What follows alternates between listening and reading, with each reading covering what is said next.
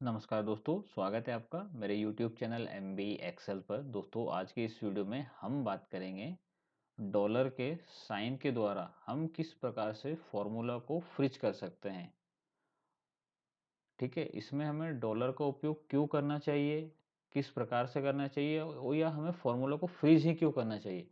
इन सारे सवालों के जवाब हम जानेंगे आज के इस वीडियो में। सबसे पहले चलेंगे हमारे डेटा पर। ये यहाँ पर एम्प्लॉइज़ का मंथ वाइज सेल्स वैल्यू है और उनका टोटल है। सबसे पहले हम बात करते हैं कि हमें किसी भी फॉर्मूला को क्यों फ्रीज करना चाहिए। ठीक है, तो उसको हम इस फॉर्मूले से समझते हैं। सबसे पहले मेरा भी ये रिक्वायरमेंट है कि यहाँ पर जो टोटल सेल्स हुई है उसमें एम्प्लॉयज़ ने कितना परसेंट कंट्रीब्यूशन दिया, मतलब उसका परसेंटेज क्या है। तो इसके लिए जो फॉर्मूला बनेगा, एम्प्लॉय की जो सेल्स हुई है उसको डिवाइड करेंगे टोटल एम्प्लॉय की सेल्स से, तो ये निकल के आएगा 10%। ठीक है, मतलब जो टोटल सेल्स हुई है उसमें किशोर का 10% का कंट्रीब्यूशन है।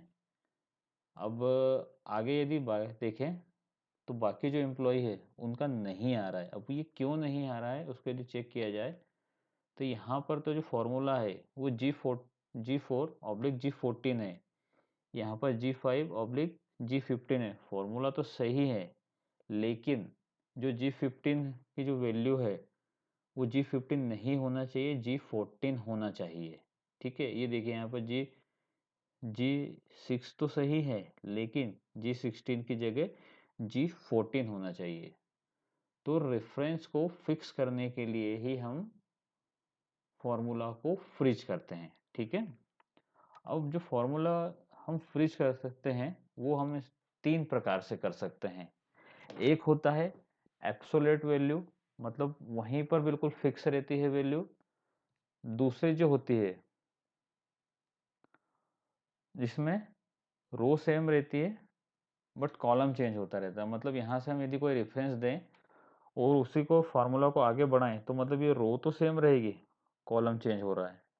ठीक है, तीसरा जो रेफरेंस है उसमें कॉलम सेम रहता है, रो चेंज होती रहती है। मतलब यहाँ पर यदि रेफरेंस दें तो कॉलम तो सेम रहेगा लेकिन नीचे रो चेंज होती रहेगी। ठीक है, तीनों जो प्रकार मैंने आपको बताए उनको हम विद प्रैक्टिकल समझते हैं। तो आइए शुरू करते हैं आज के अपने इस वीडियो को। सबसे पहले हम बात करेंगे एब्सोल्यूट वैल्यू की। एब्सोल्यूट वैल्यू हम वही फॉर्मूला यूज करेंगे जो वह भी मैंने आपको परसेंटेज के लिए बताया था। ठीक है, इसको हम अप्लाई कर देंगे तो फिर वही एरर आएगा। लेकिन एब्सोल्यूट वैल्यू में मैंने आपको बताया कि ये यहाँ पर बिल्कुल फिक्स रहेगा। मतलब मैं यदि रानी की जो वैल्यू है उसको डिवाइड करूँ तो ये भी इसी से होना है, सोनू की जो वैल्यू करूँ तो ये भी इसी से रहना। मतलब यहाँ पर रेफरेंस हमारा एक ही रहेगा, तो यहाँ पर एब्सोल्यूट वैल्यू रहेगी, सॉरी एब्सोल्यूट रेफरेंस रहेगा। ठीक है, तो G14 तो वही रहने वाला। जो जो G15 है उसको हम फ्रीज करेंगे तो इसमें ये वाला डॉलर लगेगा। मतलब G के आगे भी डॉलर है, G के पीछे भी डॉलर है। और इसको यदि हम नीचे तक ड्रैग कर दें तो हमारा जो रिजल्ट है वो आ जाएगा। ठीक है, ये करेक्ट है। ये देखिए, नीलेश ने 8% सेल की है, रानी ने 10% की है। अब इसको अब यदि फॉर्मूला चेक करेंगे तो ये देखिए यहीं से कैलकुलेट हो रहा है।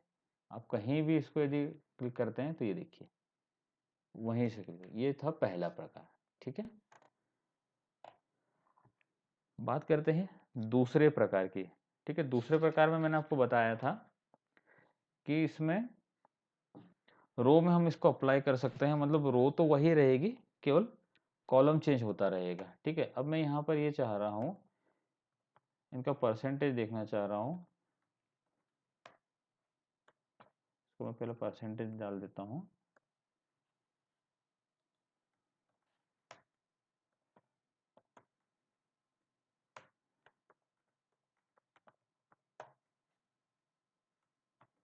ठीक है, यहाँ पर अब मैं चाह रहा हूँ कि जो किशोर है उसकी दिसंबर का 10% कितना है, जनवरी का 20% कितना है और फरवरी का 30% कितना है। तो मतलब जो डॉलर है, जो रेफरेंस है, वो यहाँ से अब होना चाहिए। तो उसे हम किस प्रकार से कर सकते हैं, आइए समझते हैं।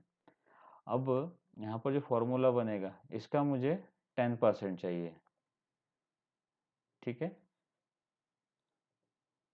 और यहाँ पर हमें फॉर्मूला ये रो को में चलाना है, तो इसमें जो डॉलर लगेगा वो H3 के बीच में लगेगा।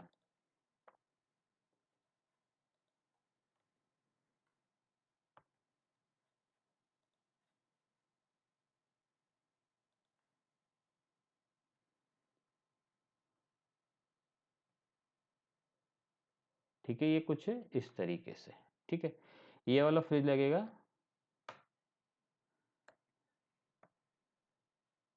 इसको मैं नंबर में कन्वर्ट कर देता हूँ, तो ये इसका 10% आ गया है, ठीक है। दिसंबर की जो वैल्यू है उसका जो 10% है वो ये है। और इसके बाद यदि जनवरी का 20% देखना हो, 36,972 का 20% ये है, ठीक है। और इसका फरवरी का 30% देखना हो तो इसका 30% ये है, ठीक है। अब बात करते हैं तीसरे ऑप्शंस की। हमारा जो तीसरा ऑप्शन है उसमें मैंने आपको बताया था जिसमें कॉलम सेम रहेगा लेकिन रो चेंज होगी। तो इसके लिए हम पहले वाला ही फॉर्मूला यूज कर लेते हैं।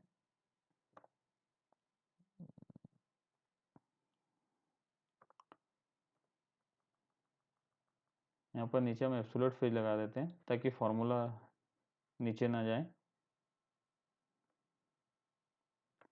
ठीक है। और यहाँ पर जो डॉलर लगेगा या जो फ्रिज होगा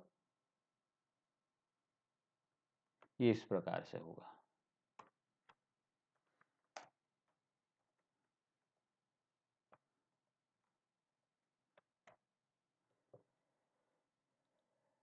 ठीक है, ये देखिए कुछ इस तरीके से,